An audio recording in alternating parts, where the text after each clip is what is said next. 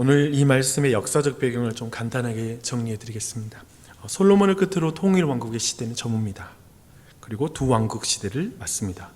유다 지파와 베냐민 지파를 중심으로 남유다라는 왕국이 만들어지고요.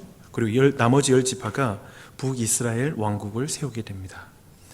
이때 남유다의 왕은 르호보암이고요. 그리고 북이스라엘은 여로보암입니다. 다윗 계통이 아닌 이 북이스라엘의 여로보암 왕조는 태생적으로 정통성에 대한 불안감을 가지고 있었습니다. 자신을 따르던 이스라엘 백성이 다시 남유다로 복속하는 것에 대한 굉장한 두려움이 이 여로보암 왕에게 있었던 것입니다. 그리고 그것을 중에 가장 그 불안감을 자극하는 것은 남유다의 제의 시스템이었습니다. 즉 성전과 제사장 절기 시스템이 다 남유다의 위치에 있었기 때문에 이제 자신의 왕권과 나라가 결국 계속 이 시스템을 존중하는 이상, 그래서 여기에 따라서 북이스라엘 백성이 절기 때마다 예루살렘에 가서 예배하는 이상 자기의 어떤 지위와 그 나라는 위태하다라고 판단을 한 것입니다. 사실 일찍이 그가 아히야 선지자에게 기름 부음을 받을 때 하나님은 그에게 이렇게 말씀하셨습니다. 11장 38절인데요. 내가 명령한 모든 일에 순종하고 내 길로 행하며 내 눈에 합당한 일을 하며 내 종 다윗이 행함같이 내 율례와 명령을 지키면 내가 너와 함께 있어 내가 다윗을 위하여 세운 것 같이 너를 위하여 견고한 집을 세우고 이스라엘을 내게 주리라 라고 이렇게 말씀했습니다. 약속했습니다. 그러나 그는 하나님의 말씀으로 통치되는 나라가 아니라 자신의 말로 통치되는 나라를 더 좋아했습니다. 그래서 이 사람은 사실상 하나님보다 민심을 더 중요하게 생각했고 하나님의 말씀에 민감한 것이 아니라 사람들의 어떤 분위기에 더 민감했던 그런 왕이었습니다. 그래서 그가 고안해낸 것이 바로 편의주의 종교 시스템입니다. 한마디로 자기 편한 대로 자기 마음대로 신앙의 길을 열어주는 것, 그것이 그가 이스라엘 백성에게 주는 그런 새로운 종교 개혁이었습니다. 종교 개혁은 어떤 의미에서 좋은 방향의 개혁인데 지금 이 개혁은 나쁜 방향으로의 역종교 개혁이었다라고 이렇게 이해하면 됩니다. 그는 가장 먼저 예배 장소를 바꿔버립니다. 하나님이 말씀하신 그 예루살렘의 그 성전이 아니라 이제 베델과 단은 북쪽 끝에 있거든요. 베델은 그 이제 남쪽 근방에 있는 것이고요. 그렇게 두 개의 이제 예배당을 세우게 됩니다. 마치 이런 메시지를 전한 거죠. 북쪽 끝에 계시는 단지파 여러분, 기쁜 소식이 있습니다. 이제 저 멀리 남쪽까지 예루살렘까지 가서 예배할 필요가 없습니다. 이제 여러분 가까이에 예배당을 세워줄게요. 거기서 예배하십시오 라고 말하는 것이죠. 그리고 나서 이제 두 번째로 제사장을 세우는 이 문제에 있어서의 개혁을 합니다. 즉, 이 과거에는 하나님이 택한 레위인들 안에서만 제사장이 세워졌는데 이제 누구든지 원하는 자를 세우는 것이죠. 이런 메시지이죠. 제사장을 레위인만 하라는 법이 어디 있나요? 이제 북이스라엘의 제사장은 모든 지파에게 열려 있습니다. 흙수저, 금수저 상관없습니다. 제사장직을 신분과 혈통과 상관없이 모두에게 열어드리겠습니다. 이런 메시지죠. 굉장히 파퓰러한 그리고 대중적 지지를 받기에 좋겠죠. 그리고 절기와 예배 시간도 완전히 모든 걸 조정해버립니다. 하나님이 정한 시간이 아니라 이제 우리 민족만의, 우리 국가만의 우리가 정한 절기의 시간을 정하겠다라고 말하는 것입니다. 이런 메시지죠. 우리는 더 이상 남유다, 우리와 분리된 저 남유다 왕국의 그 어떤 절기 달력, 종교 달력을 더 이상 따르지 않겠습니다. 우리만의 종교 달력을 만들겠습니다. 어떤 독립적 국가를 이룰 때 달력에 대한 새로운 시간을 정하는 건 아주 그 민족의 그 국가로 있어서는 매우 중요한 일이었거든요. 새로운 종교 달력을 만든 것입니다. 그래서 이제 더 이상 우리의 상황에 맞춰서 예배하지 남유다에 맞춰서 우리가 예배하지 않고 우리가 정한 시간으로 새롭게 예배하자. 매력적이죠. 진리가 없고 종교적 진심만이 강조되는 신앙, 하나님의 뜻대로가 아니라 사람들의 마음대로 규정되는 종교, 하나님의 말씀에 순종하는 신앙이 아니라 말씀 없이 사람이 홀로 일하는 신앙, 이런 길이 열린 것입니다. 이 여로보암의 이 역종교 개혁은 여러분 대중들에게 어떻게 받아들여졌을까요? 여러분 어떻게 상상이 되십니까? 지금 이런 자유롭고 쿨한 신앙 시스템에 북이스라엘 백성은 열광한 것으로 보입니다. 하나님이 다스리는 하나님의 나라를 타락시키는 사탄의 전략은 우리는 이 오늘 본문에서 보게 되는데요. 먼저 지도자를 타락시키는 것입니다. 더하여서 사탄은 진리를 따르는 신앙이 아니라 자유로운 종교 시스템이라고 말할 수 있는 사람들의 구미에 맞추는 그런 종교 형태로 지금도 유혹하고 있습니다. 이걸 주목하셔야 됩니다. 사람들은 순종하는 신앙보다 자기 마음대로 신앙에 훨씬 더 매력을 느끼게 됩니다. 자기의 시간, 자기가 선택한 장소와 방법으로 하나님을 만나려고 하는 것, 이건 모든 사람들이 좋아하는 것입니다. 여로보암은 종교를 이용해 이제 그 백성들을 통제하기로 결정하는 것이고요. 종교를 이용할 대상으로 봐요. 예배도 하나님도 모든 것도 자신의 이용의 대상이죠. 자기 권력을 위해서. 또한 백성들도 이런 왕의 결정에 크게 어렵진 않아요. 왜냐하면 백성들도 종교를 이용하기를 원하거든요. 시간도 장소도 내 편의에 따라서 이용하는 걸 인간의 본성에 맞는 것이거든요. 이 두 가지의 박수, 이 두 가지의 원하는 것들이 이제 맞아떨어지는 게 북이스라엘의 역종교교육이었습니다. 그래서 이런 종교적 타락 상황이 바로 오늘 본문의 배경이 됩니다. 하나님은 이런 북이스라엘의 종교적 배교를 바로잡기 위해서 남유다에 이제 한 선지자를 이제 북이스라엘로 보냅니다. 그를 성경은 하나님의 사람이라고 이렇게 표현하고 있습니다. 하나님의 사람은 베델에 세워진 제단에 대한 심판의 메시지를 이제 왕 앞에서 선포를 하게 됩니다. 말씀에 대한 신앙심이 없는 여로보암은 그를 향해 손을 펴면서 그를 잡으라라고 말해요. 근데 그때 여로보암의 손이 말라버렸다라고 말하고 있고요. 결국 하나님의 사람이 기도함으로써 여로보암의 그 손 마른 것이 회복이 돼요. 그 순간은 이제 뭔가 마음이 부드러워졌을 수도 있고요. 여러 가지 의도를 가지고 이제 그 선지자에게 여로보암이 자신의 집에 가자고 말합니다. 그러나 하나님의 사람은 왕의 회유를 아주 단호하게 거절합니다. 그 이유를 이렇게 말해요. 하나님이 내게 이렇게 말씀하셨다. 너는 떡도 먹지 말며 물도 마시지 말고 왔던 길로 돌아가지도 말아라. 다른 길로. 그래서 그는 말씀대로, 하나님의 말씀대로 왔던 길과 다른 루트로 이제 다시 남유다로 돌아갑니다. 모든 걸 거절하고. 여기까지 지금 이 하나님의 사람의 사역은 매우 순탄이죠. 그렇죠? 순탄의 길이에요.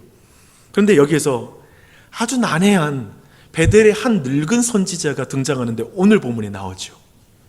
그는 거짓말로 유다로 돌아가는 하나님의 사람을 자기의 집으로 들입니다. 그리고 음식을 먹게 하는데 성공합니다. 이렇게 거짓말해요. 하나님이 또 나에게 말씀하셨다. 너 데리고 가서 우리 집에서 이제 떡과 이런 걸 먹으라고 말씀하셨다라고 이렇게 말합니다. 그때 이때 늙은 선지자가 이제 음식 다 먹여놓고 나서는 늙은 선지자가 무명의 선지자를 책망하며 이렇게 말합니다. 너는 하나님의 말씀을 어겼으므로 비명 행사할 것이다 라고 이렇게 말합니다. 그리고 실제로 유다의 선지자는 나귀를 타고 이제 돌아가다가 사자에 찢겨 죽임을 당합니다. 근데 우리는 사실 이 부분에서, 이 지점에서 이 이야기 딱 읽다 보면 너무 당혹스러운 이야기예요. 그렇지 않나요? 굉장히 당혹스러워요. 잘못은 늙은 선지자가 했고 그가 거짓말로 떡과 물을 마시게 했기에 심판을 하신다면 이 늙은 선지자를 심판해야지, 지금 이렇게 속았던, 이 말을 듣고 속았던 무명의 선지자가 심판을 당하는 게 우선 이해가 안 돼요. 좀 하나님이 뭔가 이거 잘못하신 것 같다는 느낌이 들어요. 또한 그는 늙은 선지자가 영적인 거짓말이 아무튼 속인 것에 넘어간 것 뿐이잖아요. 더하여서 이 일이 있고 나서 늙은 선지자가 막 울면서 장례 치르고 난리 납니다. 그 상황에서 왜 또 늙은 선지자를 울고 있는지, 아무튼 이 늙은 선지자의 역할이 뭔지에 대해서 너무 난해한 그런 스토리입니다. 왜 이런 이야기가 지금 보면 내용을 보잖아요. 열왕기 상에서 지금 이 내용이 굉장히 길게 다뤄져요. 도대체 이 이야기가 왜 성경에 들어가 있는지 이해가 되질 않습니다. 그러나 도리어 지금 우리 안에 도저히 이해가 안 되는 이해 안 됨에 도리어 오늘 이 본문 말씀의 의도가 매우 선명한 메시지가 여기에 담겨 있습니다. 하나님은 이 사건을 통해서 무엇을 말씀하시려고 하는 것일까라고 봤을 때 이것을 이해하려면 제가 방금 앞에서 언급했던 지금 북이스라엘에게 일어난 이 역종교개혁과 관련된 이 모든 이야기와 담겨 있습니다. 지금 북이스라엘은 단과 베델에 세운 제단이 하나님의 제단이고 절기와 제사 등도 자유롭게 할 수 있다라고 말하는 자유주의 신앙, 그리고 진리를 떠난 신앙을 적당하게 포장한 그 타락에 직면한 상황이 지금 북이스라엘이 역사적으로 지금 경험한 상황입니다. 이것은 현실적으로 피할 수 없는 정치적 선택으로 보여요. 그렇지 않아요? 이해가 되는 대목이 있어요. 현실적이라는 거예요. 이게 중요해요. 여로보암의 결정이 인간적으로 이해되지 않으세요? 그렇죠? 충분히 이해할 수 있는 상황이라는 거예요. 그걸 생각해보면, 예를 들면 하나님은 어디에나 계시는데 어디에다 예배당을 세운들 뭐가 중요해? 아니야, 언제나 하나님이 함께 하시는데 언제 예배하는 게 왜 뭐가 중요해? 왜 한 자리에서 한시에 모여가지고 불편하게 많은 자원을 사용해서 그렇게 이동해서 하는 게 얼마나 에너지 낭비야? 모든 게 그냥 되게 이해가 돼. 이제 우리 새로운 나라 만들었으니까 우리만의 예배의 절기를 만들고 우리만의 예배당을 만들고 뭐가 잘못됐어? 모든 게 설득력이 있다는 게 아주 중요한 포인트입니다. 지금 여로보암의 결정이 어떤 면에 이해가 됩니다. 그래서 지금 이 젊은 선지자의 죽음은 그런 의미에서 분명한 의미가 있는데요. 사실 이 늙은 선지자는 여로보암 왕과 연결되는 인물입니다. 둘을 비슷하게 구도를 한번 보십시오. 보면 여로보암 왕은 지금 이스라엘을 영적으로 속이면서 유혹하고 있습니다. 그러나 이스라엘 백성은 철저하게 하나님의 말씀에 순종함으로 자신의 믿음의 길을 가고 예배를 결정해야 돼요. 왕이 타락하여서 백성들에게 거짓 신앙을 가르쳐도 이스라엘 백성은 하나님의 말씀에 순종하라는 그 메시지를 붙들어야 돼요. 속아서 넘어가면 안 돼요. 핑계할 수 없는 거예요. 나 어쩔 수 없었다고 그냥 거짓말에 속여 넘어갔다고 말하면 안 돼요. 심지어 남유다에서 올라온 선지자도 그랬다는 거예요. 하나님의 말씀에 불순종하면 이렇게 엄중한 죽음을 당할 수밖에 없다라는 걸 성경은 분명하게 말하는 거예요. 쓰임 받았어요. 분명히 하나님 말씀 선포하는데 성공했어요. 하지만 절대 거기서 떡도 말지 말고 그리고 물도 마시지 말고 다른 길로 해서 돌아오라고 하나님의 명령을 들었잖아요. 근데 그 상황 속에 정말 이 베델의 이 늙은 선지자 말에 거짓말에 속아 넘어갔잖아요. 우리가 볼 땐 억울하잖아요. 그것이 바로 포인트인 거예요. 아니야, 핑계하지 마. 내가 말했던 것은 다시 돌아오는 거야 라는 걸 분명하게 말하는 것이죠. 이를 통해서 하나님의 말씀에 전적으로 순종하는 것의 중요성을 지금 강조해서 말하고 있는 것이죠. 오늘 이 사건은 하나님의 말씀에 순종하는 하나님의 나라, 하나님이 세운 왕이 하나님의 말씀을 경홀히 여기는 것이 얼마나 큰 죄인지를 하나님이 말씀하시는 것입니다. 드러내는 사건이에요. 하나님이 이 선지자에게 베델에서는 마시지도 말고 먹지도 말며 왔던 길로 되돌아가지 말라고 하신 이유는 지금 베델에서 자행되고 있는 이 타락한 종교의 행위에 악함을 고발하기 위함이고요. 너는 거기에 전혀 참여하지 말고 내려와라. 거기에서 그들과 동일하게 우상을 숭배하는 그 상황 가운데 같이 동참해서 이야기를 나누거나 교제할 필요 없다. 그리고 내 말만 전하고 돌아와라 라고 말하는 것이죠. 그의 행동을 통해 하나님이 전혀 그들의 예배를 기뻐하지도 않고 혐오하고 계시다는 걸 극적으로 표현하고 싶은 거예요. 나는 이 예배 인정하지 않는다 라는 걸 분명히 말하고 싶었던 거죠. 그러나 그는 그 사명을 온전하게 수행하지는 못합니다. 이것은 그곳의 늙은 선지자의 거짓말 때문이라고 핑계할 수가 있다 없다? 없다라는 거예요. 상황 다 이해돼. 충분히 이해되지만 핑계할 수는 없다. 억울해 보이는 무명 선지자의 죽음은 굉장히 강력한 메시지로 북이스라엘에 전파됐을 것입니다. 마지막이 재밌죠. 사자가 사람을 죽였고 있는데 옆에 있는 나귀는 죽이지 않았어. 셋이서 거기에 딱 서 있는 거예요. 사람은 누워있고 사자가 거기 있고 옆에 나귀가 있어. 이 장면이 얼마나 기괴해요. 얼마나 있을 수 없는 일이에요. 이 소문은 북이스라엘 전체로 전파됐겠죠. 북이스라엘의 단과 베델에 세워진 제단을 하나님이 얼마나 싫어하시는지, 철저히 하나님의 말씀에 순종해야 함을 북이스라엘은 권위 있게 들어야 했을 것입니다. 이것은 참으로 강력한 전도예요. 회개하라는 초청이에요. 하나님의 말씀대로 하지 않으면 심판을 당한다. 핑계하지 말아라. 너희들은 내가 말한 대로 예배와 그 시간과 장소에서 예배해라 라는 걸 강력하게 선포하고 있는 것입니다. 진리로 나오라는 초청이고요, 산당을 허물라라는 말씀이기도 합니다. 한 선지자의 이 죽음으로 그 모든 것이 명확하게 전체에게 선포되는 것이죠. 약간 여전히 남죠. 그래도 한 사람의 인생을 그렇게 데려가면서 메시지를 선포하는 방식이 우리에게는 참 어색해요. 근데 기꺼이 가장 우리의 어색한 죽음은 십자가죠. 너무 기괴하고 이해가 안 되는 방식이죠. 그걸 통해서 진리 안에서 하나님을 예배하는 것, 도리어 우리는 십자가를 통해 도리어 그걸 확인하죠. 오직 예수로만 구원받아, 오직 예수를 통해서만 참된 예배를 드릴 수 있어.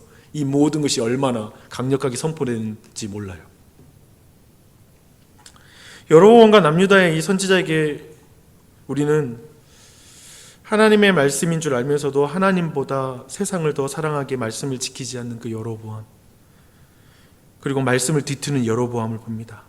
영적으로 깨어있지 못함으로 교묘하게 말씀을 속이고 들어온 것을 분별하지 못하고 말씀에 순종하지 못하는 남유다의 무명의 선지자를 또한 봅니다.